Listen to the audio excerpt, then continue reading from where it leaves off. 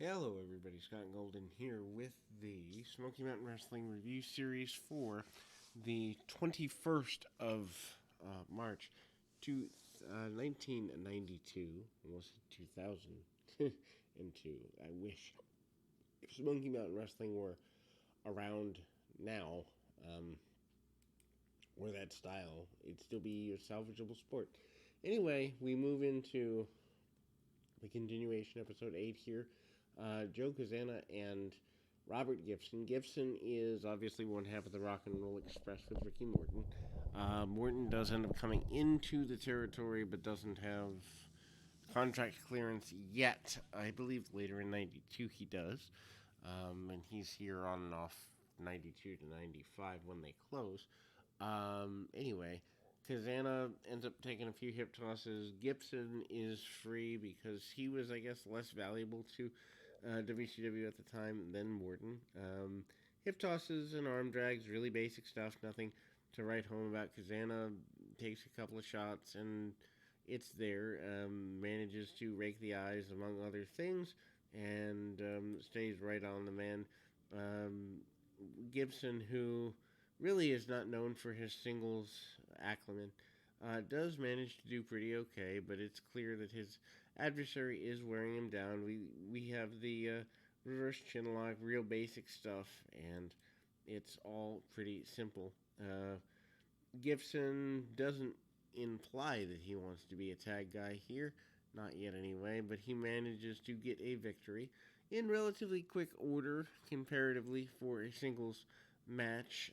Obviously, he's a guy who honestly never was really tight in singles work, at least from 84 forward. Don't know about his history of 83 and before. Missed from the top rope by Kazana, and a hard shot by, and a backdrop included by Gibson. Gibson kind of waits for his opponent to beg off a little bit, and the opponent does. Follow up there, back elbow by Gibson. Gibson with an Irish whip across, and ultimately hits the knee lift, among other things, gets things going according to the way he wants them to go, and a bulldog for the process, and gets a win with the bulldog.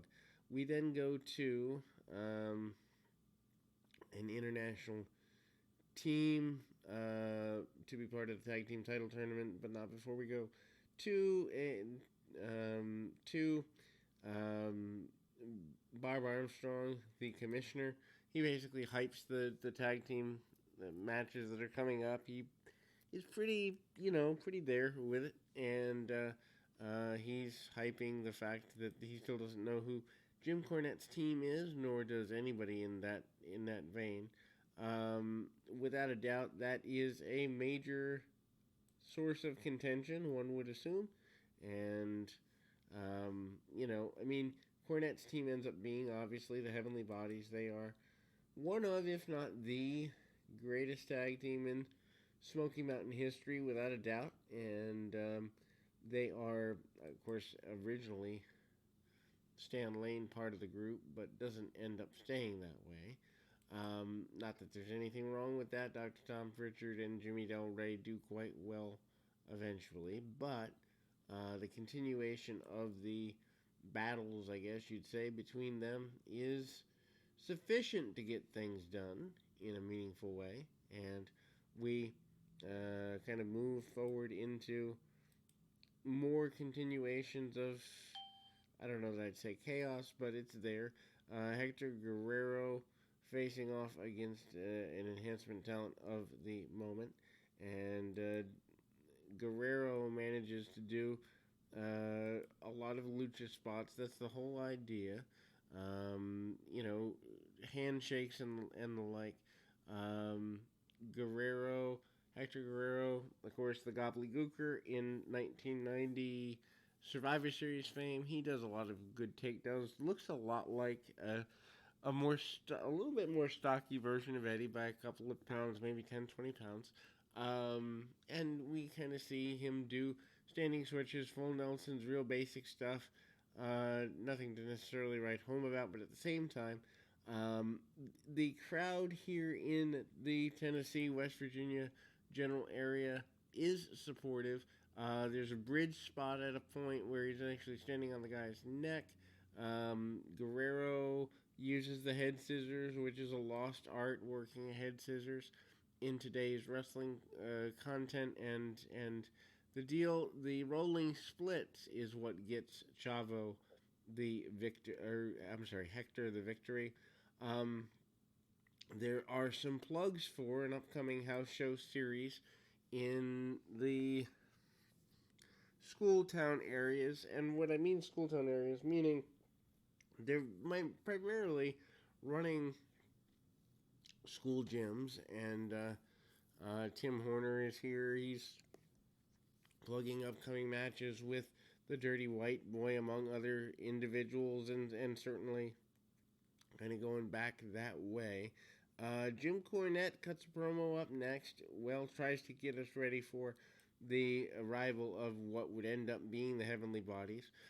Takes an announcer on tour, for lack of better terminology, but takes him to a especially quiet interview, supposedly. But the problem is that the ladies are rushing the Heavenly Bodies, and the announcer can't even get their identity revealed.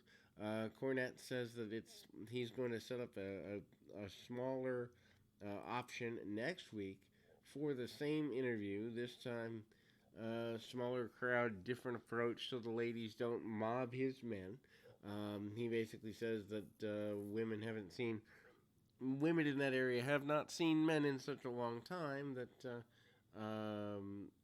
or men of value in such a long time, that the ladies were completely lost with the whole thing. Hollywood Bob Holly is up next in an enhancement match here. They are pushing Bob pretty continually, and he faces off against I believe, an individual named Turner. The last name is primarily given. And I mean, there's some good basic stuff back and forth. Obviously, enhancement talent here to put Bob Holly over. But basic wrestling, arm drags and the like. I like Holly's body language, so to speak. Enjoyable for a variety of reasons, not limited to the fact that even when the enhancement talent hits him with, whether it's a sunset flip like he does in the middle of the match, or an arm drag, arm bar sort of thing, he is willing and able to sell his displeasure, but also kind of a little bit of pain and being caught off guard. Kicks by Holly. Holly manages a kick to the side of the head, karate kick style, but it doesn't look hokey. Actually, kind of kicks alongside the head. Looked pretty good, although it misses by a good bit. But at the same time, if you're far enough away, I don't think it matters so much that it misses. And then Holly gets a victory. His victory is obtained through non-cheating methodologies, including but not limited to he hits a like, as I mentioned, the kick, and then he ends up going, I believe, actually drops the elbow and pulls the man back up, sends him into the other buckle, which, again, using the ring well, the guy short stops him, and Holly manages to take a couple of kicks. Doesn't get all he wants, but there is a clothesline. Holly gives him gives the guy enough to get a short spurt, including some drop kicks. Always good to know that your enhancement talent at least look a little bit competent. And you know, there's the run there. Spinning neckbreaker by Holly, spins things back around. The grin on his face is also pretty cool to look at. Holly does go to the outside and manages to hit a top rope. Actually, waits on the drop kick. Gets a beautiful run of it.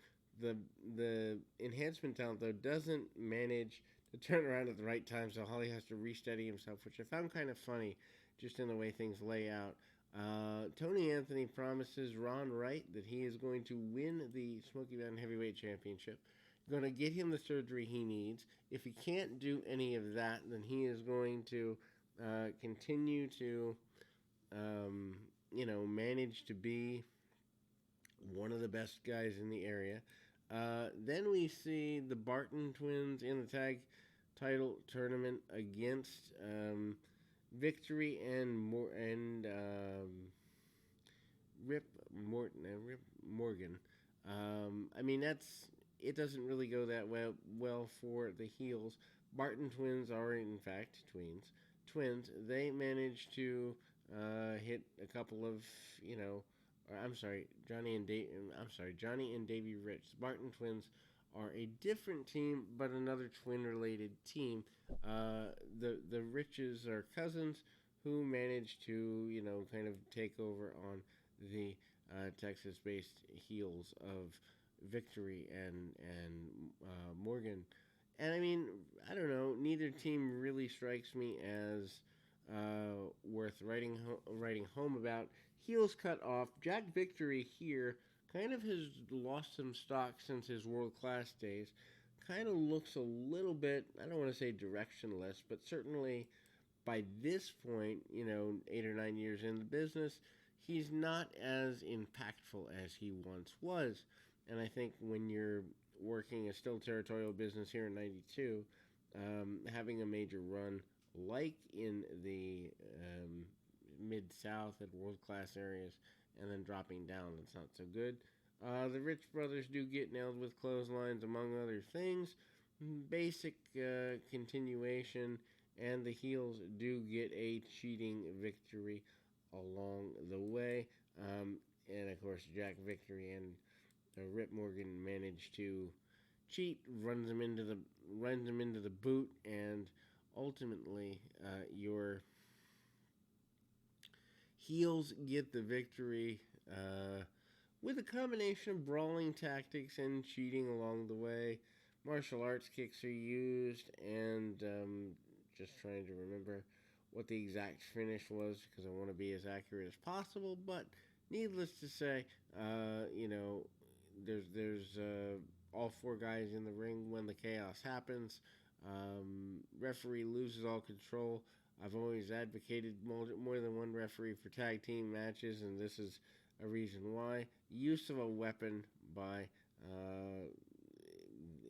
the heels is important. Then we see the three members of the Fantastic Jackie, Bobby, and those are the Fultons and Tommy Rogers returning. Rogers says he's come from over 1,000 miles away to get in the ring here. Then a match that actually breaks down into a bit of chaos as the one of the new teams in the area. The I think they're the Brawlers, something like that. Texas Brawlers are here, and they do a three-way or a six-man tag, which is completely uninspired, to be completely honest. Uninspired because the match is fine. Golden and Black and Deaton are the team there, and I mean ultimately it's fine, but at the same time the match itself is boilerplate. It is heels take over, send the baby faces to the outside for a minute. The baby faces take back over, but then there's chaos. There is an upcoming interview. Keep in mind, it was the Russians and Jimmy Golden that were supposed to be in this match. The Russians of Vladimir and Ivan Koloff have been fined $500 post-match by Bob Armstrong, who says they cannot compete in the. And by the way, it's the Wild Bunch that were part of this. They are going to be part of the Tag Team Championship tournament next week. Also, but the idea is that the heels were fined for not appearing. So I don't know if Koloff and Vladimir and the Ivan Koloff were unable to appear, or what happened there. Maybe they were trying to get the influence of the commissionership over. Not quite sure. Just things felt clunky. Anyway, that will close us for today. We will be back with SmackDown later today and probably some more Smoky Mountain. but we've got over 1,100 options available. Also, if you want life or business or entertainment coaching, please go to my main channel, Golden Opportunities Coaching. Until next time, keep your feet on the ground, your mind in the moment. Until next time, everybody.